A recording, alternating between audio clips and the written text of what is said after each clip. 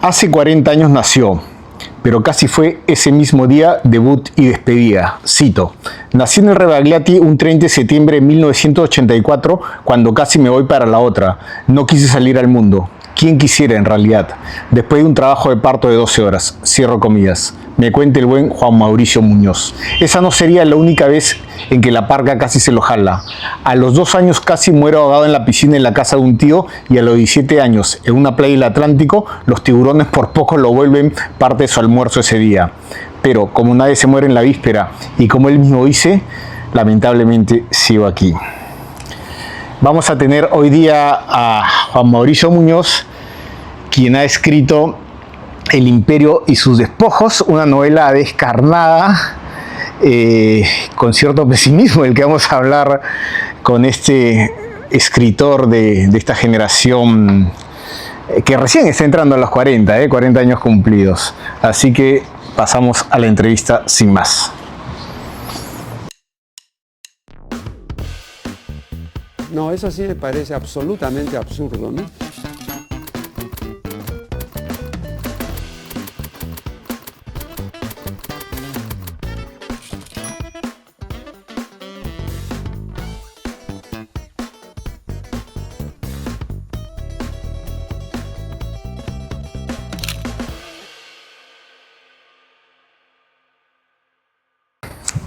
Juan Mauricio, ¿cómo estás en esta tarde que nos ha agarrado un poco de lluvia? ¿Cómo estoy en esta tarde? Ahí, a veces sobreviviendo, como siempre digo, a veces sobreviviendo al sistema, ¿no? Déjame leer la solapa de tu libro, de tu último libro, que es El Imperio y sus despojos, novela. Este es Animal de Invierno, ¿no? Sí, con Animal de Invierno, lo publiqué en 2023. Con el sello Animal de Invierno. Juan Mauricio Muñoz, Lima, 1984. Pelotero frustrado, boxeador máster y personaje no ejemplar para nadie. Ha publicado los poemarios El lado oscuro y Autogolpe, y el libro de cuentos Al norte no está el paraíso. Fue coordinador web de Trome, fue editor de Infobae. En 2004 fue deportado a Estados Unidos, y a partir de esa mala experiencia comenzó a escribir sobre los migrantes en este país. Juan Mauricio, estuvimos hablando en la mañana porque con Juan Mauricio aparte conversamos, somos amigos de WhatsApp. No, WhatsApp, no, también nos conocimos en 2023 también en la feria. Es curioso también. porque por WhatsApp conversamos bastante, Claro. nos hablamos de cosas de la vida, no crean que... Cosas de la vida, No cosas creas. de tu canal de YouTube, cosas académicas. No crean que todo es mandarse memes, que es la parte más divertida. Sí, bueno, esa es la parte, mandarse TikToks. Pero no puedo también dejar de pensar, a raíz de la solapa, ¿no?, de lo que me comentaste en la última vez que te hice una entrevista sobre estos momentos en que estuviste cercano a perder la vida, que tienes un cierto pesimismo ante la vida, tal vez. ¿Cómo podría decirse? Como te repito, sí, o sea, hay días y días, ¿no? Hay días buenos, hay días malos, hay días muy buenos, hay días muy malos. Creo que todo este desnivel que he tenido en mi vida, ¿no?, que ha sido latente desde que estoy muy joven, desde adolescente hasta ahora, se puede decir, ha variado un poco.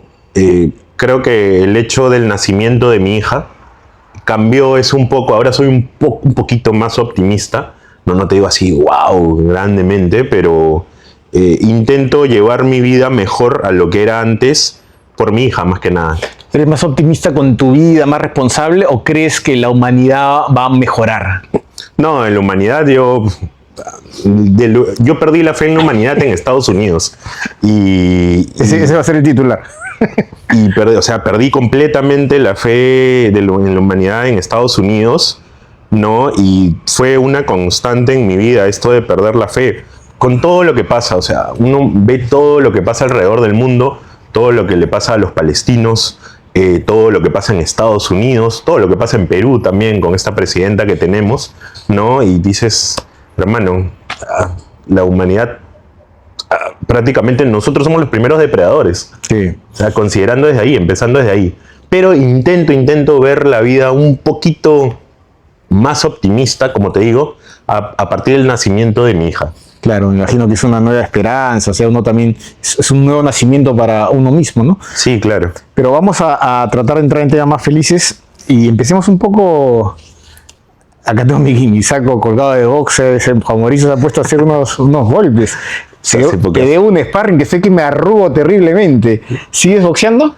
Mira, hace como más de 6 meses he dejado de boxear, un poco más de 6 meses, porque me dio una lesión al pie derecho y ahora me dio al izquierdo también, pero espero regresar en algún momento, ¿no? Tengo una pelea máster hace un año y medio. Ah, ¿has peleado? Sí, he peleado en un máster y quiero volver a pelear en algún momento, ¿no? Pero, o sea, lo mío es, pues, no, mayores de 40, pues, claro, ¿no? Claro. Pero siempre con los chicos, ahora que siempre los veo en sus campeonatos, ya están más grandes también, me acuerdo mucho que hacía sparring con ellos, ¿no? Y chibolos, pues, claro. ¿no? 17, 18. Pucha, hermano, el tercer round, porque son 3 rounds de 3 minutos, ya estaban que me daban ya como saco. Pero ¿van con todo o se aguantan un poco? No, sí van con todo, van con todo. Lo que pasa es que ellos hacían sparring conmigo porque ellos son pesos menores. Yeah. Entonces me decían, ya, voy a hacer sparring contigo porque ellos quieren a alguien de peso pesado, por así decirlo. Entonces le metía nomás, pues, ¿no? Pero los chibolos, pues, cuando les metes una ya, y el tercer round ya estaba allá, no, el tercer round ya estaba allá. Y ellos se daban cuenta también, ¿no? Ya le bajaban ahí, ¿no? Pero con fe, Foreman fue campeón del mundo a los 47 años. Justo la vez pasada vi su biografía. Después de una para de 10. Justo la vez pasada vi su biografía. También que era una montaña el hombre. Sí. Pero, por ejemplo, admiro mucho a Muhammad Ali, admiro mucho a Foreman, admiro mucho a Mano de Piedra Durán. Claro. Me parece Mike Tyson decía que el mejor boxeador era Mano de Piedra Durán. Súper técnico. Súper técnico, cómo aguantaba esos golpes. Sí. Pero sí siento de que esta pelea que tuvo con Sugar Ray Leonard, o sea, la primera no, pero la segunda, la que dijo el famoso no más, que dice que nunca lo dijo, ¿no? Ahí sí lo bailó el hombre, pues, ¿no? Era una gran categoría, ¿no? Marvin Hagler, Tommy Hearns, esa categoría del welter. Claro, buena. Yo tengo un amigo que es experto en box, que me dijo que para él Marvin Hagler era el mejor boxeador que había visto. Hagler, Claro, se retiró después de la pelea con Sugar Ray Leonard. Claro, esas peleas, por ejemplo, a mí me encantan, ¿no? Que dijo que se la robaron. ¿Tú crees que se la robaron? Se dieron, yo vi los videos después y... Bueno, pues. Después la trilogía Mancini con trilogía también. A veces me pongo a ver en YouTube las peleas de box completas. Ringo Bonavena, pues, ¿no? Que lo mataron en Las Vegas. Que lo mataron. Hay una serie muy buena Tremendo personaje, además. En Star acerca de él. Hay también libros acerca de él. Oye, el box tiene muchas historias. ¿Te has dado cuenta? Y ahora que estamos hablando, vamos a hablar de literatura.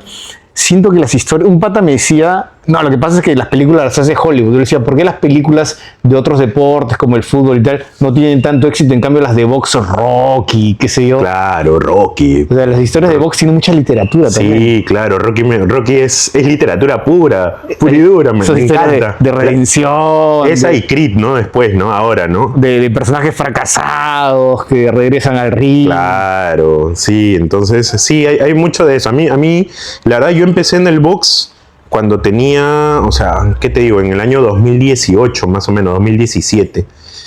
Comencé a entrenar, comencé a boxear y justo llegó la pandemia. Y mi entrenador en ese entonces, pues, no, me dijo, ¿quieres seguir entrenando? Y comenzamos a entrenar virtual, ¿no? Yeah. Entonces, bueno, se hizo lo que se pudo, después se reabrió y de nuevo volví a boxear, ¿no? Y para qué, los chicos que han estado desde chiquillos, ahí desde 14, 15 años, ahora ya están en campeonatos. Me alegra, por ejemplo, eso. Me alegra que los chiquillos se metan al box. O sea, a mí me encanta el fútbol, ¿eh? No te voy a mentir. O sea, me parece hermoso el fútbol. Gozo mucho el fútbol. Pero hay otros deportes también. ¿Y no te animas a escribir algo sobre algún boxeador, una biografía de algún boxeador? Por ejemplo, Norman Mailer escribe la de Muhammad Ali, me parece. Sí, creo que escribe la de Muhammad Ali. ¿Sabes? A veces, ahora que me hablas de eso... Es un buen tema. Es un buen tema. ¿Sabes de quién quisiera escribir? Pero...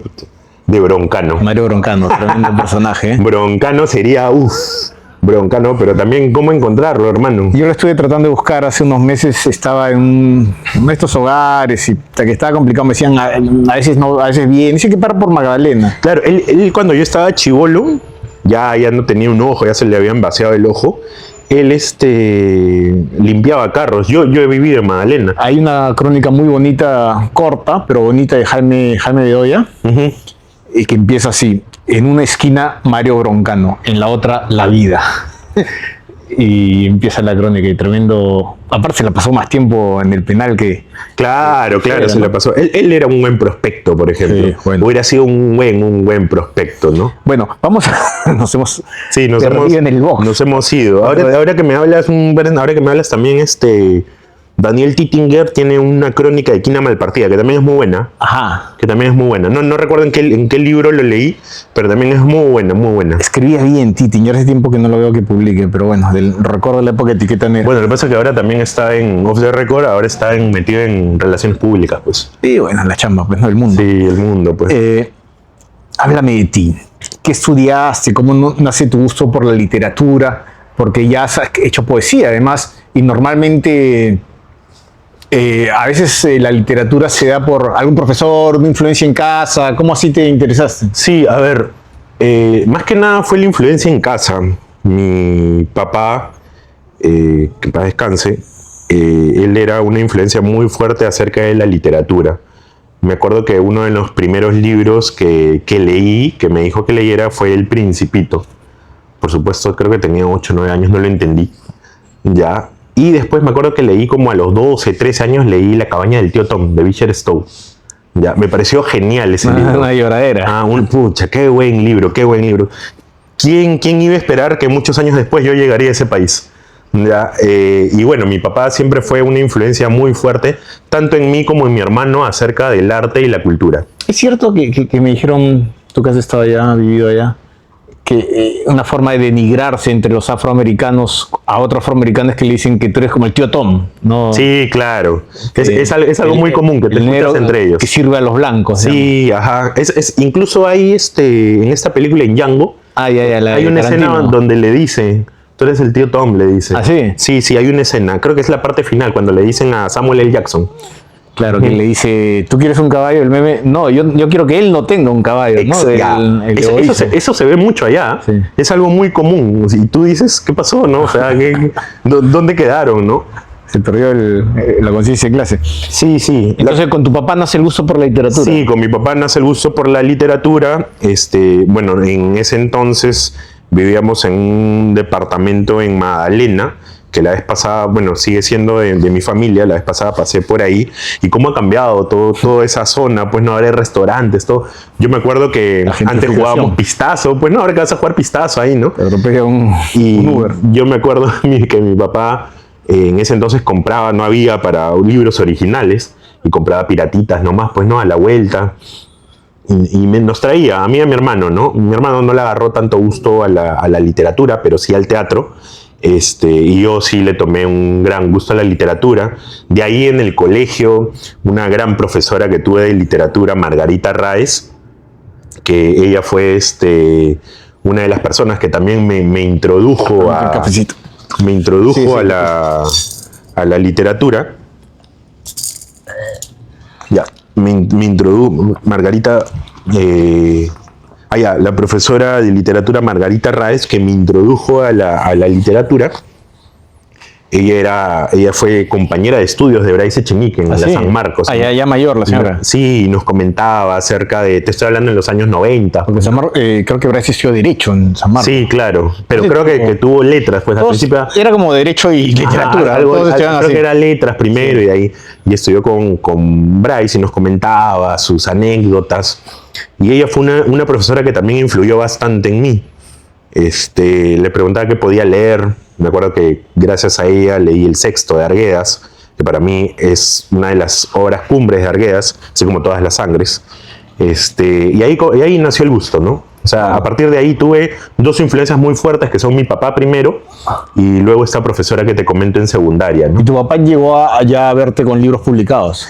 Sí, llegó con los 2 poemarios y con el libro de cuentos. ¿Se sentía orgulloso, los leía? Sí, mi papá era una persona, o sea, con los poemas, como que, o sea, se lo mostré, me dijo bien todo, pero creo que con el libro de cuentos, cuando me metí de lleno a la narrativa, fue algo que a él le gustó mucho, porque yo me acuerdo mucho que se acabó el libro de cuentos y me dijo, hijo, qué bien, qué bien, así me dijo. ¿Era buena la relación con tu papá? Sí, es algo que siempre tengo latente.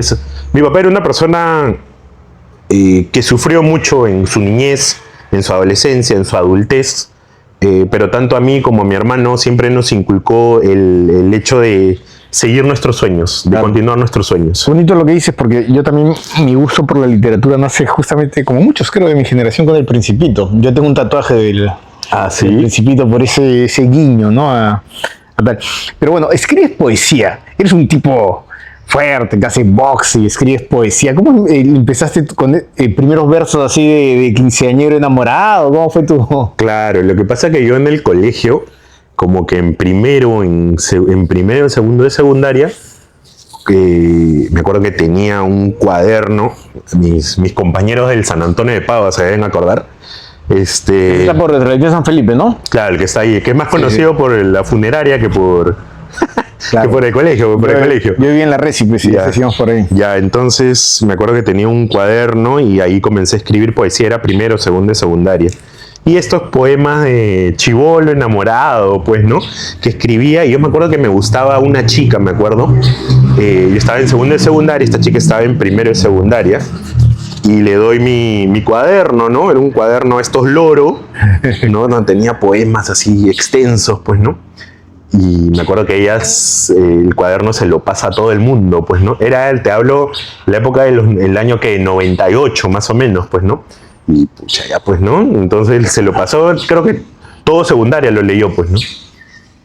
Y era un tema de que ahí ya me nació el bichito, pues, ¿no? Ah, pero ¿normal la gente o te sentiste un poco avergonzado? O sea, me sentí un poco avergonzado, pero después cuando la gente se acercaba a mí y me decía, oye, leí tus poemas, qué bacán que escribas, me sentía como que dije, creo que este es el camino que quiero tomar. Porque más bien a mí, alguno de mi generación es un poquito mayor que tú, consideraban una cosa media afeminada de escribir poemas, ¿no? No, o sea, para mí...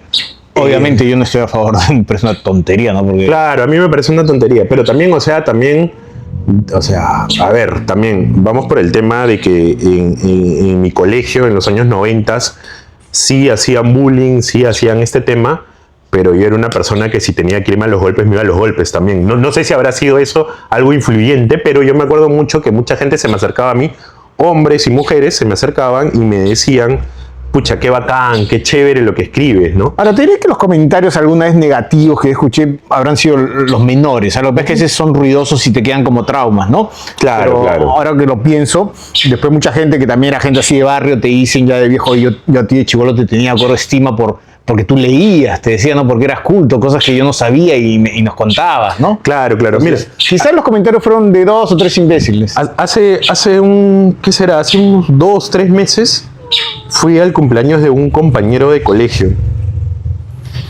y vi a un compañero de colegio que no veía, creo que desde que salí del cole, o lo vi una vez así de pasada. Y él me presentó a su esposa y me dijo, mi amigo es escritor. Y yo, pucha, me sentí así, dije, wow, pues, ¿no? Claro. O sea, que te presenten así, ¿no? Mi amigo es escritor. Y dije, bueno, ¿no? Chévere, ¿no? Pero, o sea, te quedan esas cosas, ¿no? Y bueno, a partir de ahí también fue el momento en que dije, este es el camino que quiero tomar, ¿no? Claro. Es un cierto orgullo realizado. Pero el tránsito a la narrativa, yo creo que es casi un camino natural. Te ayuda porque has seguido, o sea, ya tuviste esta cuestión que hacen los chicos, que lo hace cualquiera que tampoco es escritor profesional, todos escriben de alguna manera un versito para la mamá, qué sé yo, para la enamorada, pero tú sí escribes un poemario y de ahí haces narrativa. Sí. Ese tránsito te ayuda a la narrativa, es como el fútbol o fulbito, qué cosa. Pucha, a ver, o sea, la poesía me ayudó a salir de los lados más oscuros. O sea, yo me acuerdo que en el año que publiqué mi primer poemario, que fue en el año 2009, claro, El lado oscuro, es un poemario que yo lo publico es un poemario que yo lo terminé cuando terminé un tratamiento después de haber sido deportado a Estados Unidos en el Arco Herrera. Entonces, ese poemario lo mantuve oculto por así unos años. No me río porque considere que estoy mal, ¿ah? Me río porque tienes una vida así rocambolesca, aventurera, que me pone un poco a veces como una película. Bueno, son cosas que pasan. No creo que me estoy riendo. No hay problema, ¿no? Pero, o sea, A ver, Y bueno, el poemario te sirvió como terapéuticamente hablando. sí, me sirvió muy terapéuticamente, pero lo tuve ahí guardado unos años, hasta que en 2009 se dio la oportunidad de publicarlo en Buenos Aires. Todas las ediciones están allá, creo que yo tengo 2, 3 que la vez pasada encontré. Y me acuerdo que me escriben de allá de la editorial y me dicen, ¿quieres ponerle fotos, algo? Y yo me acuerdo que trabajaba como vendedor en ese entonces en el aeropuerto. Y conozco a mi amigo, a un gran amigo que se llama Ricardo Pun. Y él es fotógrafo. Creo que después se dedicó más que nada a la fotografía también, ¿no? Y le digo, oye, ¿no quieres participar en mi poemario? Le digo, y me dice, con todo el gusto. Y él me da sus fotos para publicarlas. Entonces el poemario sale con fotos. Ah, mira. Sí, el poemario, me gusta ese poemario. A pesar que muchas veces he dicho que no me gusta, pero ahora, a través de los años, digo que me gusta. Que hay algunas cosas que sí me hubiera gustado no poner, tal vez sí. Y yo me acuerdo que algunos de esos poemas logran obtener el 3er puesto de los Juegos Florales de la Ricardo Palma. Claro, uno de los jueces fue Manuel Pantigoso. Sí. Sí, entonces logré 3er puesto y no sé por qué desde ahí nunca más presenté ningún concurso, pero bueno, ya son cosas mías. Y lo publico en el año 2008-2009. Es algo que yo quise publicar, es algo que yo quise sacar, es algo que lo quise votar, porque es todo esto que tenía adentro, ¿no? Después de la terapia, después del psicólogo, después del psiquiatra, después de todo lo que había visto, después de todo lo que había vivido. Y lo publiqué, y está allá en Argentina. Hay una librería que se llama la Librería Moreliana, que es de mi gran amigo que lamentablemente falleció en pandemia, Miguel Ángel Morelli. Y ellos tienen algunos ejemplares, ¿no? Oye, y aparte con los poetas, me parece que pasa una cosa maravillosa, ahora que va a empezar la Feria Internacional del Libro de Lima. Ya empezaron las críticas, que si está fulano, que si no salió tal en la reseña, y los escritores empiezan a pelearse entre ellos, los intelectuales, los egos, ¿no? Que esta es puro marketing, que no sé qué, ¿no? En cambio con los poetas ya saben que no van a vender, Sí. se quieren, se emborrachan entre ellos, o sea, tienen sexo entre ellos, no te fui una Fuman recital, entre ellos, se cogen entre ellos, todos. un recital de poesía, yo pensé que iba a haber un recital, ¿no? Ya. O sea, como un recital, o sea, que habían 5 personas alcoholizadas, ya sentados en la mesa así con un foco, y cada quien, y leo un poema, y yo buscaba por mi celular alguno que me guste, y todos leyendo, y todos se aplaudían, se abrazaban. Sí, O sea, bueno. no hay envidia, o es menor en todo caso. Claro, es una envidia menor tal vez, ¿no? Porque ya sabes que, o sea, en poesía prácticamente no vas a vender, regalas tus poemarios, ¿no? Pero es así, ¿no? Y bueno, lo de la Feria del Libro, esto de que invita tal a tal, la verdad a mí me viene y me va, ¿no? O sea, bien por la gente que invita, no sé. O sea, a veces veo estas críticas y... Pero tu libro sí va a estar a la venta de esta feria. ¿En alguna revista? Sí. Va a estar en el stand de Animal de Invierno. Van a estar algunos ejemplares en mesa redonda. Y también mi libro de cuentos también. Juan Mauricio, este libro, que es un libro que lo he leído 2 veces, lo leí cuando lo sacaste, que nos saludamos en la feria anterior, y ahora nuevamente para esta conversación. La historia de Rubén Pinto, este muchacho que llega a Estados Unidos, a Carolina del Norte, ¿no? Y se une a unas pandillas de latinos, ¿no? Y bueno, ya la cosa se vuelve súper agresiva, se vuelve el líder de la pandilla y tal, ¿no? Es cruda, es fuerte, hay sangre, drogas, crímenes violentos. Pero también tiene parte de tu historia de migración y la gente que conociste. ¿Qué tanto de autobiográfica tiene la novela? Mira, autobiográfica será un 30-40%. No, más de autobiográfica no tiene. Yo nunca he pertenecido a una pandilla allá en Estados Unidos. Sí conozco gente que perteneció a pandillas, de las cuales me baso mucho su experiencia para escribir este libro. ¿Y es así de duro como cuentos? Es durísimo. La gente cuando me contaba sus historias, a veces, o sea, incluso hay cosas que yo he sacado, ¿no? Que no he puesto, ¿no? los abusos sexuales que se cometen contra las mujeres en las pandillas, por ejemplo. Imagino. Hay una ruta que seguir, ¿no? Y todo eso, o sea, lo quise poner, o sea, yo sí, o sea, he conocido gente que ha estado metida en pandillas. Hay como ritos de iniciación. Ritos de iniciación, esto de los 13 segundos, que creo que estos 13 segundos que o bien te tienen que golpear 13 segundos, esto es de la Mara, o bien te tienen que golpear 13 segundos, o bien tienes que matar a alguien de la pandilla rival, ¿no? Entonces, que eso lo puse en el libro de cuentos, por ejemplo, que está en Al Norte no está el paraíso, eso lo expresé ahí, lo escribí ahí, ¿no? Pero, o sea, sí, o sea, hay un rito de iniciación, hay mucho también el tema de las drogas, hay temas que yo decidí no poner, pero creo que salió un buen material, creo que escribí todo lo que había escuchado, como te digo, yo no he sido pandillero. Claro, pues hemos hecho un research, una investigación. Sí, no te digo lo demás, pero sí, o sea, he fumado mi marimba, ¿no? Me he metido por ahí un par de líneas de blanca, ¿no? Lo normal. Lo normal. Bueno, hace un par de años ya dejé de consumir también todo, porque le prometí a una persona muy especial que lo iba a dejar de hacer y estoy tranquilo con eso. Bueno, por favor, no a las drogas. Yo lo hago porque mi cuerpo reacciona así, o sea, lo puedo dejar y no hay problema. Mira, ahí yo tengo un tema, como cualquiera, pues mi barrio un poco, ¿no? Y bueno, cositas, ¿no? Que uno se ha metido, ¿no? Pero yo, si está viendo a alguien, no es divertido, o sea, incluso con la marihuana. No, claro. Tengo amigos profesionales que la propia marihuana los mandó al tacho, porque no todas las personas reaccionan igual. Lo que para uno puede ser un tronchito en la playa, divertido, en una situación de vida precaria puede ser la antesala de la cárcel. Claro, Ya empiezas a involucrarte en grupos delincuenciales. Exacto. Yo creo que dependencia no le podría decir, porque mira, o sea, no he tenido que ingresar a una casa de retiro ni nada de eso, pero yo creo que empezó en Estados Unidos, pues. Porque es algo, o sea, la marihuana y la cocaína, o la blanca, perdón, para que no te baneen, es algo que lo consigue. Es medio irónico, porque en Estados Unidos puedes conseguir un arma en la esquina y no puedes fumar un cigarrillo. ¿Sí? No, vas a las tiendas y no te venden un cigarrillo porque eres menor de edad. Ah, mira.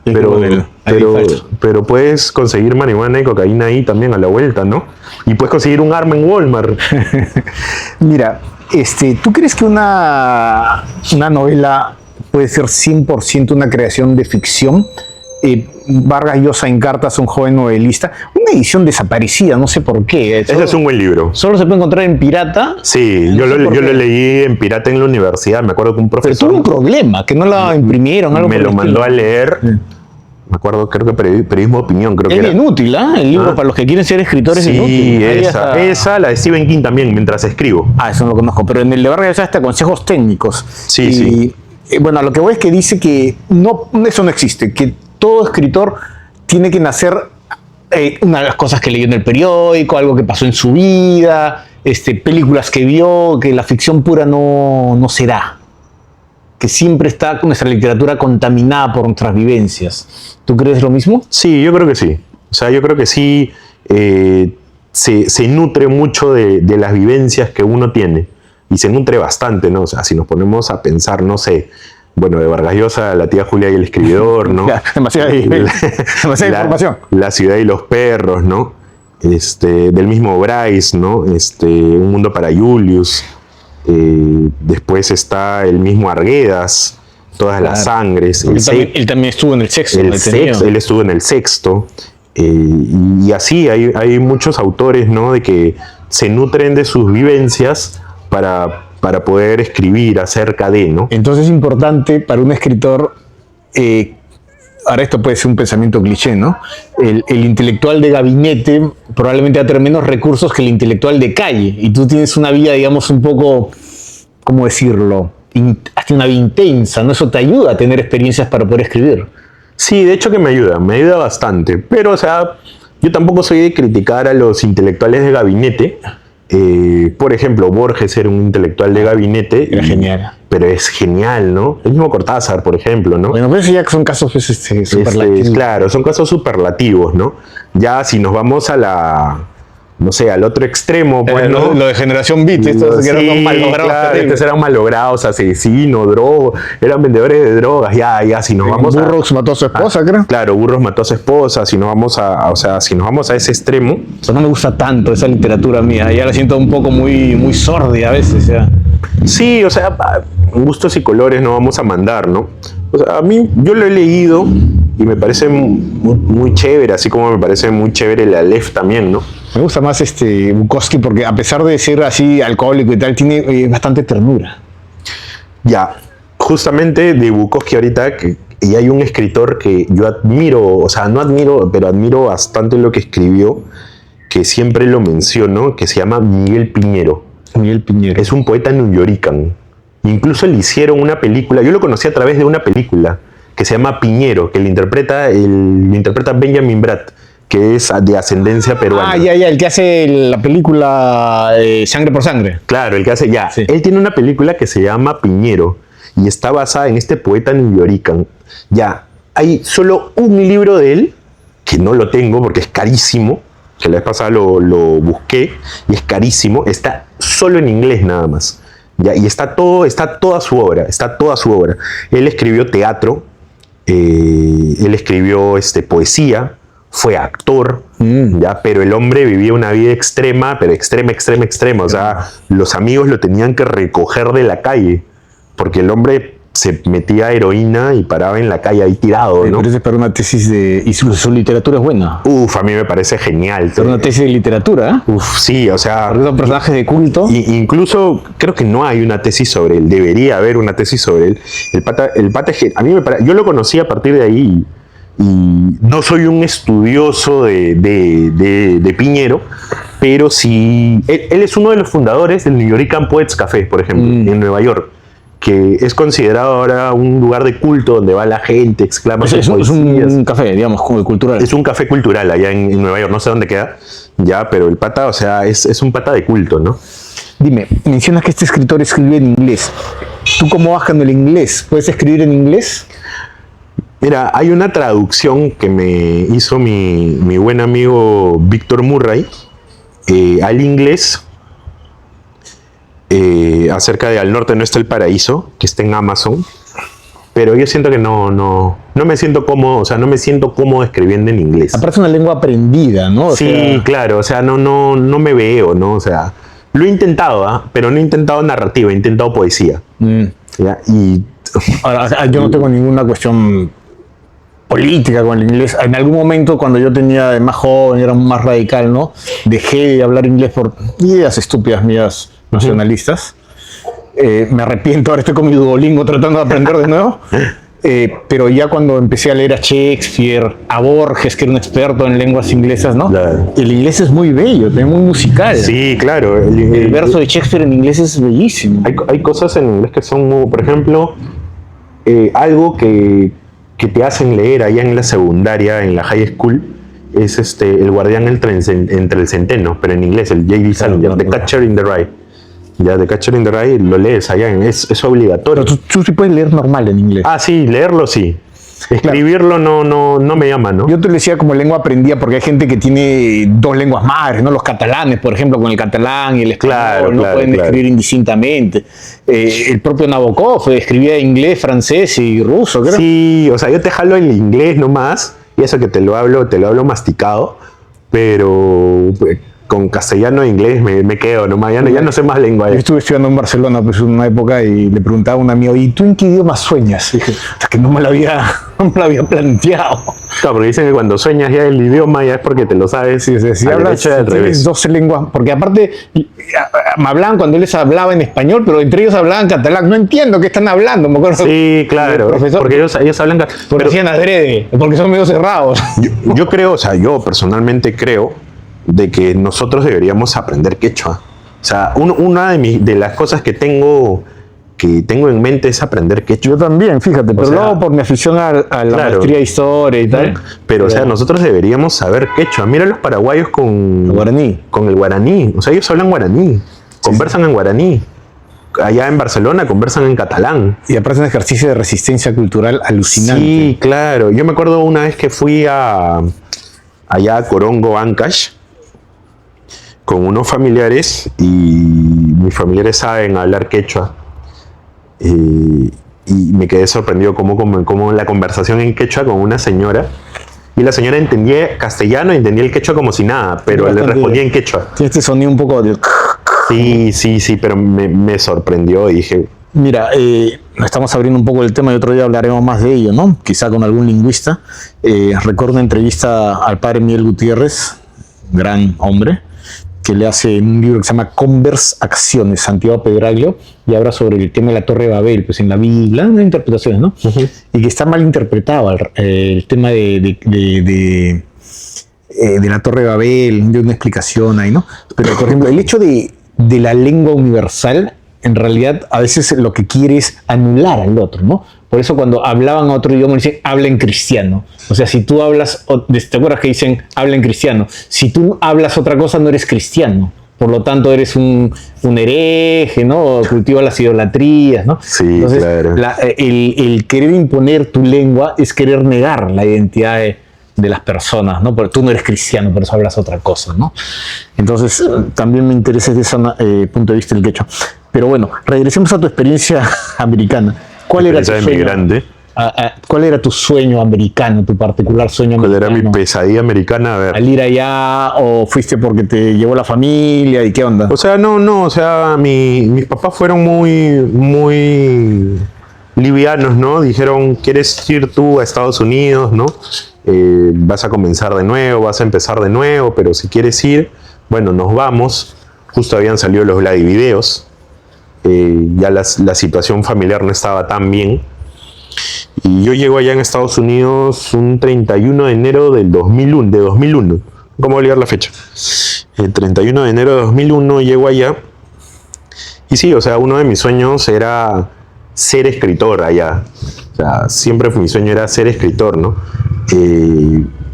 Empezar a estudiar, ganarme una beca en alguna universidad, porque las universidades son carísimas allá, y comenzar este estudio en literatura o una beca con el deporte. Con el deporte, sí, o sea, por fútbol, ¿no? Los gringos son mal, ahora han mejorado, pero en ese entonces, pues, ¿no? Si Toledo creo que tenía una beca de fútbol, y lo vi jugar un partido de fútbol, pero qué un desastre. Por eso te digo, o sea, pucha, yo soy picapiedrero, pues, ¿no? O sea, pero allá era era Sergio Ramos, era. Como el equipo de Kevin Arnold en los años por ahí. Sí. Cuando se mete en el autogol. ese bueno. Es el equipo más malo del mundo, pero era súper tierno. Sí, cuando se mete en el autogol. El final es genial. De esa serie, sí, es muy bueno. El final de ese capítulo es genial, ¿no? A lo largo de América y se habían cientos de equipos como el nuestro que jugaban sabiendo que los iban a masacrar, pero aún así salíamos a la calle. Sí, claro. Pero, o sea, por ejemplo, yo me acuerdo que a mí me jalaron para un equipo ahí en Carolina del Norte, y usualmente era estos clásicos de los equipos de Carolina del Norte versus los equipos de Virginia. Yeah. Y cuando íbamos a jugar, yo me acuerdo que mis compañeros de equipo me decían, acá sí nos metemos con todo. O sea, cuando estábamos entre colegios, ¿no? De ahí de Carolina del Norte, pucha, a veces ganabas, a veces perdías, ¿no? Pero tranqui, pues, ¿no? Pero cuando eran clásicos, y ahí sí mis compañeros fútbol. ¿Y qué tal jugaban? Puta madre, ahí sí terminado en bronca. ¿Pero su técnica eran buenos? Los de Virginia eran mejores que los de Carolina del Norte, pero mis compañeros me acuerdo que se metían con todo. Habían terminado en bronca. Pero la pisaban, tenían el juego bonito. Los de Virginia sí la pisaban, pero nosotros no. Y nosotros éramos más picapiedreros, más troncos, pero... Oye, yo cuando jugaba allá en Virginia, porque usualmente jugábamos en un campo neutral, yo me acuerdo que las canchas se llenaban y era un tema de que mis compañeros me decían, no, acá le metemos con todo. ¿Cómo que con todo? No, mira, que se agarran 3, 4 expulsados. Y yo no sabía que allá son clásicos eso. O sea, el hecho de jugar los equipos de Carolina del Norte contra los equipos de Virginia, y, o sea, colegio de Carolina del Norte contra colegio de Virginia es clásico. Y se agarran a golpes, era una gran bronca. Carolina del Norte es uno de los estados del sur. Claro, Carolina del Norte, y después más o menos yo me he querido por qué hay esta bronca de que por qué son clásicos, ¿no? Acuérdate que Carolina del Norte es parte de los estados sureños. Ya. y Virginia es parte de los estados norteños. Allá en la guerra civil. Acuérdate de la guerra civil. Carolina del Norte todavía tiene el pensamiento de la guerra civil. Los confederados. Todo el sur. ¿Tiene su bandera confederada? Yo cuando llegué, ahora está prohibida, pero cuando yo llegué ahí a Estados Unidos, cuando llegué a la high school, a la secundaria, la gente, los blancos, pues, llegaban con su bandera confederada. Y yo decía, oye, eso no es un poco racista, decía. Y decía, sí, pero acá es normal, decían. Vamos a eso. Tú llegas y acá en tu libro uno de los temas fundamentales es el racismo, ¿no? ¿Eso lo encuentras, lo vives allá en Estados Unidos? Es una pregunta doble. ¿Y crees que eso se mantiene o ha empeorado con el presidente actual, que no puedo decir el nombre porque me banean en el YouTube?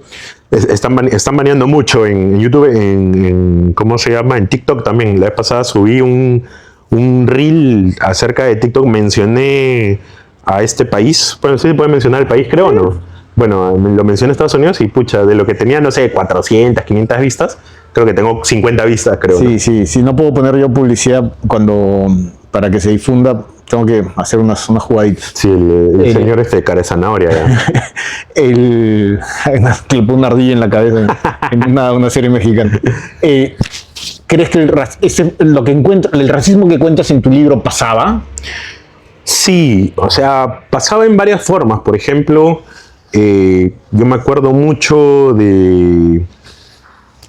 hubo una vez de que yo salía de hacer educación física y un pata me dijo, maldito hispano, ¿qué haces en mi país? ¿No? Y lo agarré a golpes. Nunca me voy a olvidar porque a mí me suspendieron en lugar de suspenderlo. ¿En el colegio? En el colegio, claro. Lo agarré a golpes. O sea, te lo dijo en el colegio. En el colegio. Un muchacho de mi edad. Y me dijo, maldito hispano, ¿tú qué haces en mi país, no? Y me acuerdo que lo agarré a golpes y a mí me suspendieron, pues. Me suspendieron porque no me acuerdo qué me dijo el director. Y yo le dije, pero si me suspendes a mí, también lo debería suspender a él. Claro. Porque él es el que ha comenzado. Y el director me dio una perorata, pues, ¿no? Que me dijo, no, que tú debes venir a decirme que este pata es racista.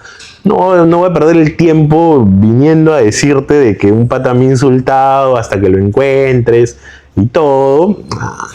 Y se ve mucho este tema. ¿Viste también grupos, digamos, porque acá en tu libro hay neonazis? Sí, claro, como te digo. ¿Se ven los símbolos, Ku Klux Klan, así? No se ven los símbolos, pero por ejemplo el hecho, a mí me daba mucha risa de que, bueno, mucha seriedad también, de que la gente iba con los símbolos de la bandera confederada en sus capuchas, o sea, lo tenían ahí. Y pasaban los negros, pasaban pues al lado, y era una cosa que se miraban así mismo, el lejano oeste, ahorita se agarran a balazo, decían. Y igual con los hispanos, ¿no? Entonces... Claro, pero tú cuentas casi con orgullo que dices, yo soy deportado, y si mi condición es deportado. ¿Por qué te deportaron y por qué te da como ninguna pena decirlo? A ver, yo antes, al principio, cuando me deportaron, sí tenía mucha pena, mucha vergüenza de que me hayan deportado. Pero después me di cuenta de que no, o sea, así como a mí me han deportado, a miles de personas han deportado. O sea, disculpa la pregunta, tú saliste embarrocado. No sé, mira, así es como me deportaron y es lo que cuentan muchos ahora con este señor que ahorita está, que no se puede mencionar. Claro, a mí me enmarrocaron, me pasaron por un escáner y me dijeron no puedes entrar nunca más a este país. Cuando te deportan vas enmarrocado, te llevan al mismo asiento y le avisan a la hermosa, pues, ¿no? Esta persona está siendo deportada, no se puede parar, todo. Y creo que te esperan afuera incluso, porque te puedes escapar, pues, ¿no? Hasta que el avión salga de vuelo. Claro, salga de vuelo. ¿En qué momento te sueltan? Ya está, a la hora que te sientas. Entonces, ¿y por qué te deportaron? Yo me acuerdo por malas juntas, que bueno, ya debes saber a lo que te refiero con malas juntas. Por andar con malas juntas, por andar haciendo lo que no debía. Claro. Ahora, hay que ser sinceros, si bien las políticas de deportaciones son masivas, han pasado antes, y quizá más, con Obama y todo. No es que empezaron con así, ¿no? No, o sea, solo que con Trump se mira más. Lo que pasa también, de que ahora este señor, bueno, ya baneas el nombre. Ahora con este señor las redadas son más fuertes, pues, ¿no? Ahora pueden entrar a tu casa, ¿no? Antes prácticamente inmigración, te buscaba si hacías algo malo, por así decirlo, claro, ¿no? En cambio ahora es con todos, ¿no? O sea, puedes estar caminando en la calle y te piden los papeles y te deportan, ¿no? Ya, pero eso, digamos, es esperable en las autoridades, ¿no? Weber decía, el Estado es aquel el que tiene el monopolio legal de la violencia, ¿no? Pero la sociedad civil, siento que muchos de pronto, que no eran tan expresivos en su racismo, quizás lo están siendo. Y en el supermercado pueden insultar, ¿no? Sí, claro, la vez pasada vi como a una señora la agarraron y le tiraron dedo. Este es ilegal. Viene ICE, ¿no? Y, o sea, estás en tu centro de trabajo. Antes ICE, que antes era en el Servicio de Inmigración, no sé, ahora se llama ICE, no hacían eso, ¿no? Y sí, o sea, lo que pasa de que yo siento, o sea, yo que he vivido esa experiencia, yo siento que estas personas que son racistas, xenófobas, estaban ocultas. Y creo que el hecho de tener un presidente como tal les ha dado este valor para salir y decir las cosas como son. Sí. Que, ojo, aparte de estas personas, ya como te digo, hay gringos muy buenos, hay gringos muy malos, hay gringos claro que sí. hay gringos que, pucha, para mí fueron muy excepcionales en mi vida, que hasta ahora mantengo contactos con ellos, hay gringos que fueron una pesadilla. Pero también hay estos latinos por Trump. Hermano, latinos por Trump, o sea, Eso es lo peor todavía. ¿en qué cabeza? ¿En qué cabeza? Y a varios están pasando que ellos mismos los están deportando. Justo la vez pasada vi que han roto matrimonios. Estaban deportando a un señor que no tenía papeles y su esposa había votado por Trump, la había apoyado a Trump. ¿Ya? Y tú te quedas, o sea, como que es lógico, ¿no? O sea, como que date cuenta, ¿no? O sea, ¿cómo no te vas a dar cuenta, no? Y o sea, a mí me parece algo La psicología debe estudiar eso. es excepcional, ¿no? Porque aparte es un país de migrantes. Y cuando tú lees en los comentarios, o sea, es misma gente hispana que dicen, bueno, ha entrado al país ilegalmente y todo eso. Pero ellos entraron igual. Sí, muchos entraron igual, bueno, muchos se quedaron también. Sí, y me ha sucedido, o sea, he visto, ¿no? Incluso tengo Son malas... hasta tiradeos unos todavía. Falta de nobleza. Sí, son bien tiradeos.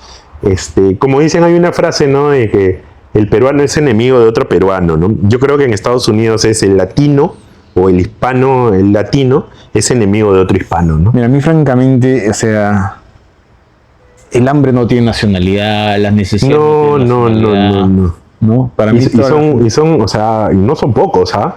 Son bastantes. O sea, yo he escuchado de experiencias en que han tirado dedo o incluso, por ejemplo, este tema, que lo he escuchado muchas veces, de que el pata, por ejemplo, tiene los papeles y la otra chica o su esposa, no su esposa, sino su pareja, no tiene papeles y la maltrata, por ejemplo.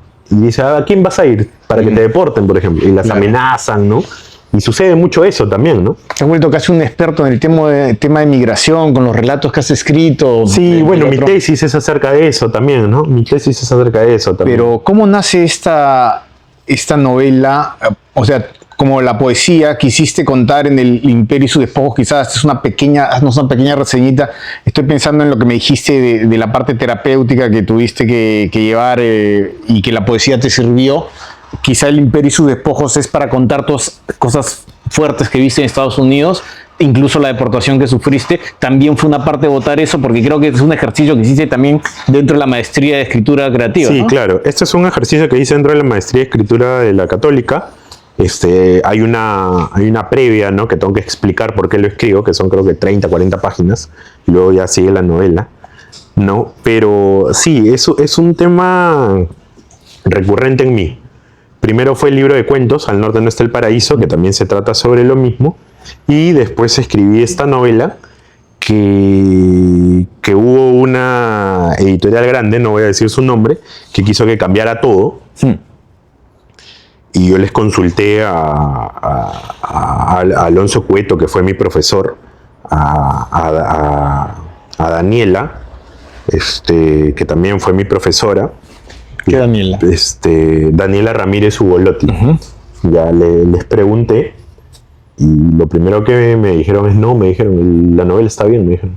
Cambia editorial. Sí, o sea, si no te convence, cambia editorial, no vas a cambiar todo, me dijeron. Como cuando va al médico. Sí, si no te haces todo como al otro, cambia de médico. Sí, fue un gran consejo de ellos. Fue un gran consejo porque esta editorial vino y me dijo, necesitamos que cambies todo. Necesitamos que cuentes tu vida. Ya, ya le dije, pero mi vida no es tan interesante, ¿no? Siento que la vida de este personaje es más interesante que la mía, ¿no? He visto muchas cosas allá, ¿no? De Rubén Pinto. He visto bastantes cosas allá, pero yo no soy parte de eso, ¿no? O sea, por ejemplo, algo que siempre me chocó fue el hecho de escuchar a una persona contarme cómo había matado y había enterrado a una persona. Wow. Un pandillero. Y un pandillero, sí. Y de que se arrepentía de haberlo hecho. Un hondureño. Porque él venía del este de Los Ángeles y se había mudado justo a Carolina del Norte porque ya no quería saber nada de las pandillas. Entonces... el libro, digamos, nace en este ejercicio, digamos, académico, pero la historia, o sea, nace de tus vivencias, ¿por qué lo hiciste? ¿Era una forma también de exorcizar esas historias que escuchaste? Era una forma de exorcizar las historias que escuché, era una forma también de contar cómo había sido mi experiencia, cómo es la experiencia de este personaje Rubén Pinto, de cómo es la experiencia de un inmigrante adolescente que llega a la escuela. Por supuesto, hay mucha gente que vive allá en Estados Unidos, ¿no? Y que me ha reclamado y me ha dicho, no, pero así no es. Le he dicho, ya, pero esa es mi experiencia. Ojo, yo estoy desde el punto de vista de este adolescente que llega a Carolina del Norte. Tú puedes haber tenido otra experiencia, no sé, en Miami, por ejemplo, donde hay más hispanos, no sé, o en Texas, ¿no? En Houston, por ejemplo, ¿no? O en Nueva York, ¿no? Cada uno tiene su propia experiencia. Bien por ti, pero esa fue la mía, ¿no? Claro, porque tú me decías en algún momento que, ahora que mencionas los estados, que los estados del norte casi es otro país con los estados del sur. Es muy diferente, es totalmente diferente, se nota la diferencia. O sea, es totalmente diferente, ¿no? Los estados del norte, yo que he viajado un poco para el norte, Virginia, ¿no? No llegué a Nueva York, pero sí parte de Virginia, se les nota más amables. O sea, son un poco más amables, ¿no? No sé si habrá cambiado, no te estoy hablando de hace 20 años, ¿no? 21 años ya. Pero, o sea, era más buena onda, ¿no? ¿Puedes hacer una pequeña sinopsis de la historia de Rubén Pinto? Ya, a ver, Rubén Pinto es un... El personaje, ¿no? Ajá, el personaje, Rubén Pinto es un ex pandillero de La Raza, que perteneció a La Raza, hizo mucho daño. La Raza es la pandilla de latinos. La Raza es la pandilla de latinos, hizo mucho daño en Carolina del Norte, ¿no? Era uno de los jefes, uno de los más, de los meros, como le dicen allá. Y a esta persona que el servicio de inmigración lo atrapa, lo tortura y ya estaba a punto de matarlo, lo devuelve al país, pero Rubén Pinto, dentro de toda esta maraña, decide regresar, ¿no? Decide regresar y amenaza. Ni siquiera decide regresar, porque uno diría, bueno, pues no se ha sido pandillero, regresa por la frontera, ¿no? Pero esta persona, este Rubén Pinto, regresa por el mismo lado que ingresó 4 años antes, ¿no? Que es Miami, ¿no? Entonces decide ingresar porque, o sea, es una forma de rebelión, ¿no? Decir, claro, quiero volver a ingresar por donde ustedes me dejaron pasar, por ese mismo lugar voy a regresar. Y dentro de esto hace los flashbacks y recuerda todas estas escenas que vivió como pandillero, ¿no? Ajá. Cómo se formó, cómo llegó a la pandilla, cómo estuvo en la pandilla, todas las personas a las cuales asesinó, a las cuales, bueno, desvivió, hizo lo que quiso. Pero dentro de todo esto, como te digo, hay flashback, también se reencuentra con muchas personas que estuvieron en su pasado, que es el agente Rusi, por ejemplo, que era del servicio de inmigración y ahora era uno de los top, de los jefes del servicio de inmigración. Se lo vuelve a encontrar, se acuerda de todo lo que le hizo él cuando estaba en la pandilla. No tienen estos recuerdos, también el recuerdo de la chica de la cual le gustaba, de la cual se enamoró, ¿no? Y que también es un agente también, ¿no? Y que al final, bueno, no voy a spoilear, tiene todos estos recuerdos, ¿no? Pero una escena, digamos, que se desarrolla bastante, una escena de acción, un tiroteo que tienen que leerlo. Claro, ese es el tiroteo en la escuela, ¿no? Que ahí se agarran entre los tres, ¿no? Entre las tres pandillas. No vamos a spoilearlo, pero ahí está, tiene bastante vértigo, ¿no? Sí, es algo que yo quise mantener, lo quise mantener con bastante clímax, la novela. Veo que hay pocos, a veces no es excesivo a veces en las descripciones. No, lo he querido mantener como que un clímax intenso, ¿no? Bueno, eso es gracias también a mi editora, Diego Bardales. Como el juego europeo, que tres toques estás en la... Sí, claro, o sea, lo quise mantener así, pero es claro, es como un tiroteo en realidad, como tú dices, o sea, quise no bajarle el clímax, ¿no? Había marcado en mi edición que debe estar por ahí, esta me ha prestado, había marcado unas páginas. Hay una mención, y tiene también esta historia de las pandillas en la película Sangre por Sangre, Blood In, Blood Out, que mencionamos al actor de Benjamin Bratt. De familia peruana, su mamá es peruana. Uh-huh. Esa película, yo nací en el 79 y viví en San Felipe, en la Resi, fue bastante exitosa y bastante influyente en mi generación, pero probablemente también quizás de manera negativa sin saberlo, ¿no? Porque uno empezó a agarrarle cierta admiración a las pandillas, ¿no? ¿Tú crees que hay un poco eso, que las pandillas seducen? Lo he visto ahora con las historias de narcos que están en Netflix y tal, y chiquillos que quieren ser sicarios, ¿no? Por la camioneta, las armas. ¿Crees que una cosa de doble filo? O sea, que influya en sí, no creo que influya, yo creo que nacen con ese ambiente, ¿no? El hecho de ser narco, de ser sicario, creo que están en un ambiente muy hostil, ¿no? Y buscan una manera de salir, ¿no? Pero si la industria cultural te muestra, a veces se los pone como romantizados. Sí, o sea, por ejemplo, yo soy muy fan de ¿cómo se llama? De Los Sopranos. Yeah. Ahora que me he puesto a verla, recién la estoy viendo. Yo también la tengo y no la he visto. Ya me he puesto muy fan de Sopranos. Está basada en el libro de Gay Talese, Honrarás a tu padre. Ah, sí, mira, sí. No sabía, por ejemplo. Sí. No sabía, ¿no? Pero no siento, o sea, que mueva en mí, ¿no? Algo. Yo simplemente lo veo porque me gusta. No sé, dependiendo de la persona también, ¿no? Yo te hablo desde mi punto de vista. Por ejemplo, Blood In, Blood Out fue algo que yo vi allá en Estados Unidos, ¿no? Es una película que me encanta y que sí, la vi allá. Y que cada cierto tiempo, esas 3 horas maravillosas, las repito. Es buena. ¿No? Es muy buena. Siempre me acuerdo esta frase del gallo negro, como se dice, la vida es un riesgo, carnal. Life's a risk, carnal, por ejemplo, ¿no? Que es algo que caló en mí, ¿no? Los vatos locos. Entonces, claro, de los vatos locos, de todo esto, ¿no? Es una película de culto. O sea, allá en Estados Unidos, en los hispanos, es una película de culto, ¿no? Y es una película que, como te digo, yo siempre repito, ¿no? Ahorita la prohíben. Así como están las cosas que están prohibiendo libros, que prohíben todo. Bueno, lo que pasa es que también es depender, pero hay estados también entonces, allá que son muy fuertes. Que no necesariamente una historia de pandillas o de narcos tenga que tener una influencia real. No, yo creo que no. Yo creo que es dependiente del ambiente en que te encuentras. Si esta persona, este joven, este adolescente se encuentra en un ambiente muy hostil y busca una salida, no sé si ese sea el encendedor, ¿no? El caldo de cultivo para empezar. Ves una serie y ya, ¿no?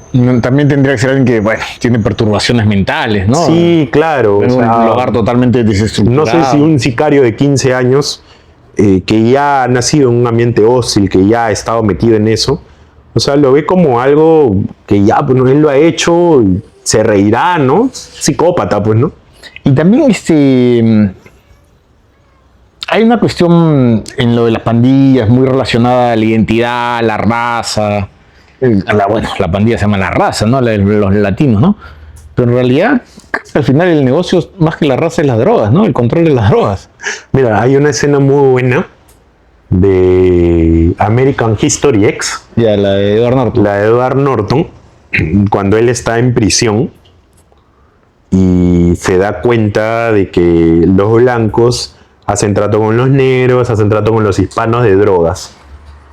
Y él les dice a los neonazis, pero ¿cómo es posible? Y todo esto, ¿no? Para no seguir spoileando, para los que no la han visto, todo se trata acerca de la venta de drogas, hermano. Absolutamente todo. Nada que la raza, que la xenofobia. Entre todo se pasa, se hace en el pase. Sí, porque necesito que tal persona que es, no sé, hispano, lo pase a tal lado. Y el único que tiene acceso para eso es este hispano, entonces se lo vende. Igual en la política, al final los supuestos enemigos políticos, ya en la realpolitik están negociando. Tal cual. O sea, al final entre todos hacen trato. O sea, al final ese floro de... Por supuesto, paran con su gente, eso sí, pero hacen tratos de drogas entre ellos. ¿Por qué? Porque como que tienen esta forma de defensa de su gente y dices, no, ¿cómo le voy a vender a mi gente? Dicen, entonces no, mejor véndele a los negros. Pero los negros están que le venden a los blancos y los hispanos están que le venden a los negros. Y así es un tema... En El Padrino se ve eso, ¿no? Cuando entra al negocio de las drogas, él no quería que vendan en los barrios italianos, decía, solo va a permitir que le vendan a negros y latinos. Claro, ya ves, por ejemplo. Al final, ¿no? Cuando no quería el negocio de la droga, ¿no? Pero al final entre ellos, o sea, entre ellos venden, ¿no? Entre ellos es un tema de drogas, de trata de blancas también. Hay mucho que se ve eso en muchas pandillas. El tema de la droga. Y bueno, yo creo de que esto de la xenofobia, racismo, cuando hay un tema de droga en medio, le da lo mismo. Al final, como dicen, hay una frase que allá en Estados Unidos dicen, yo quiero el green. Yo quiero el verde, a mí no me interesa qué raza es. Toda la gente al final. Claro, al final. Y el dinero, es el dinero, ¿no? Una película que se llama El color del dinero, que juegan billar, ¿no? Con Paul Newman y Tom Cruise. Es buena esa película. Buenísima. Me ha hecho acordar en Los Detectives Salvajes de Bolaños había un abogado que quería ser poeta, pero no era bueno. Sí, sí. Y decía...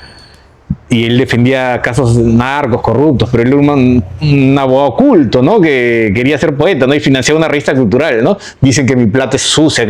Pero cuando vienen a pedirme plata para las revistas culturales, ahí mi plata no es sucia. Mi plata huele a lo que huele todos los dólares. A dólares. Nada más. Es que eso es cierto. O sea, al final, ¿qué les interesa en el negocio de la droga? No les interesa el color de piel, les interesa el verde. Sí. O sea, así es. Juan Mauricio, vamos a los avisos comunitarios ya para finalizar. El Imperio y sus despojos, ¿dónde está a la venta? Juan Mauricio Muñoz. Está bonita la portada hoy. Lo hizo mi pata Canchita. Canchita, sí lo conozco. Va a estar a la venta en el stand de Animal de Invierno y va a estar en la venta en la editorial. Algunos ejemplares van a estar en la editorial Mesa Redonda. En la Feria del Libro Internacional de Lima, que está ahí en Salaberry, que ya empieza unos días, voy a poner la fecha. ¿Está en librerías todavía? Sí, está en librería, está en el Virrey, está en Comunitas, está en el Virrey de Miraflores, el Virrey del Centro, está en Comunitas, está en, creo que hay unos ejemplares también en Crisol, creo, pero muy pocos. Bueno, por ahí en internet encontramos. Y ya, no se olviden de seguir las redes sociales, voy a ponerles abajo. Estoy aprendiendo ya porque mi editor hoy día no ha venido, pues está lloviendo fuerte. Sí, ya. Y también quiero comentarles brevemente estos libros que va a estar Patricia del Río Jauría, es el que estoy leyendo en este momento,